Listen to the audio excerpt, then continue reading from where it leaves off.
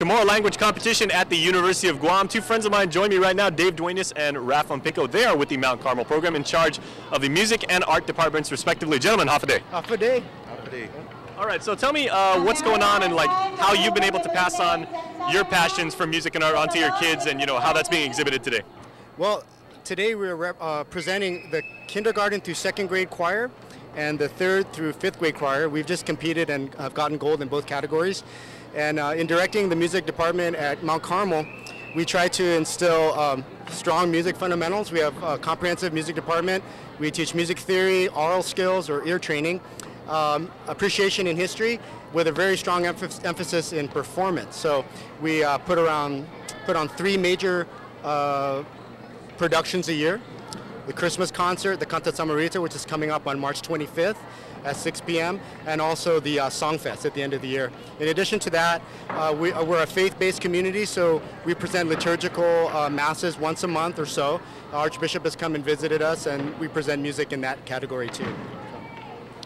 And we competed in the K to second art competition and the third to fifth, and I just found out we got a gold and I believe a silver. And our students they work really hard as far as in the art field with strong emphasis on history, local history, and art theory and appreciation. All right, well, some awards being given right there on the stage. Marianas High School doing very, very well in their event, so congratulations to our friends from Saipan. Talk to me, Dave, about what some of the mechanics are as far as music for Chamorro music and like incorporating the language, because in terms of like harmony and pitch, what makes this art form so distinct? Well, of course, music is a great way to transmit any kind of language. So it's a great way to promote and propagate the Chamorro language. So the children are learning their language through song. And it varies from level to level, from the kindergarten through second grade. Technically, you have challenges, so we sing in unison. There's not a lot of part singing at that age. And so the key is to have a very tight, beautiful presentation in terms of how they look and how they have their poise and present their bodies, and also in their intonation. So today I was able to start them off, give them a starting pitch, get them going and walk off the stage, and they carried the rest.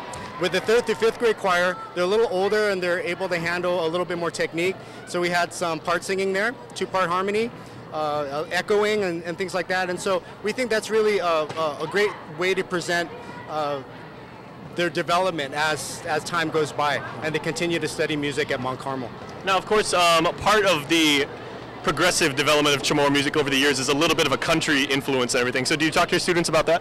Well, yes, it's true. The major influences that come from the West are country western, reggae, and pop, and so we're products of what we listen to. So we're going to be infusing the Chamorro language into these types of musical forms. But as we continue to develop as a culture and as a community here on the island, as we become more open to different styles of music, we're going to see more Chamorro art music. And I wouldn't be surprised if you hear a classical art song with Chamorro language or jazz and that sort of thing. It's just a matter of time, really. All right. Now, Raph, music and art are universal, but the particularities of Chamorro make it a very interesting art form. What do you pass down to your students about, using our own culture and our own heritage and being able to express that through art? Well, of course, with using the local icons, I try to incorporate as much history that I've researched myself and pass it down to the kids in a way where they can incorporate that into their artwork and hopefully gain something from that knowledge that I'm sharing with them. Now, you and I go way back all the way to high school when I was at Sanchez and you were GW, and I remember when you had your budding days as a stand-up comedian. Do you try and work a little bit that into your teaching to your students and say, like a little bit of humor is good and, like kind of, playing up on, what we've gone through as a people? Definitely. You just gave away my secret.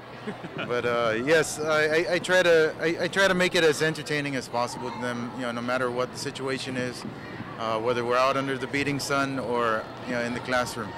So, I don't want to get into any more of that. Yeah, well, you guys have a few events, and we don't want to give away your secrets because there might be some people listening. But certainly art and with music, there's a lot of entertainment value to that, and certainly, it's paying off for you. So congratulations and Sidus Masi to the both of you for the job you're doing with our students. All right, thank you very much. Well, we are still at the Chamorro Language Competition at the University of Guam, and stay tuned because there is more Fiesta Friday, so please stay with us. More show to come ahead.